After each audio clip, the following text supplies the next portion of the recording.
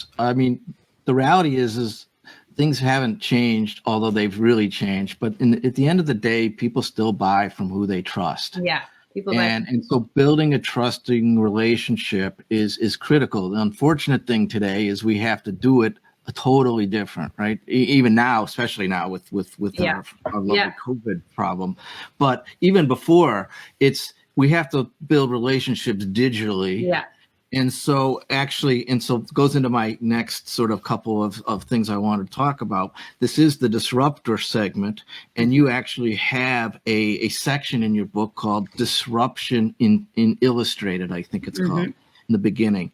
And you use one of my favorite examples, which I'll let you explain, because I'm always talking. Jan will hear me say this 1,000 times. I said, you're either being disrupted or you're the disruptor. I mean, you're either, the classic is your taxicab industry in New York City, or your Uber or Lyft, or your, Blockbuster or your Netflix. Exactly. And you use a automobile example in your book. But, what's your perspective on the state of digital disruption in at least in our technology industry, or even industry in general? As I think everybody's being disrupted, or they are the disruptor. And I always said, if they're not, they're probably going out of business. Yeah. Or if they don't think they are, I should say.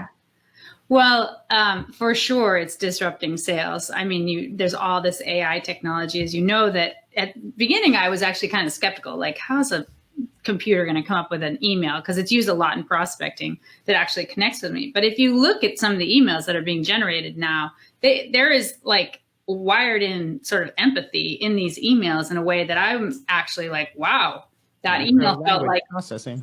What'd you say? It said natural language AI processing. Yeah. So I'm super cool. So it's impressive what it's coming up with, but I will say, so I think it's going to start replacing some of the sales process and disrupting sales in different ways. But I think that there's a myth beginning, or has already taken hold, that like sort of data analytics and AI is going to save us. And all of a sudden it's going to make it easy for us to sell. And we can just get out of the way. I can just read the analytics and then boom. And I think, that's a trap, right? Because at the end of the day, and it's actually Ginny Rometty, your former CEO at IBM, who said, at the end of the day, we're all B2P, not B2C, B2B, B2P, business to people. Like at the end of the day, it's someone who's making a decision, particularly in these complex sales. And so I don't think that human element is going away. I actually think it's becoming more important as we move to this digitalized world. So I think that we will be disrupted by all this technology, but what's going to be distinctive is how we sort of continue to humanize sales in whatever portion we become more and more involved in. I love that humanization. B2P. I like that. I've actually heard that from Ginny. Yeah. But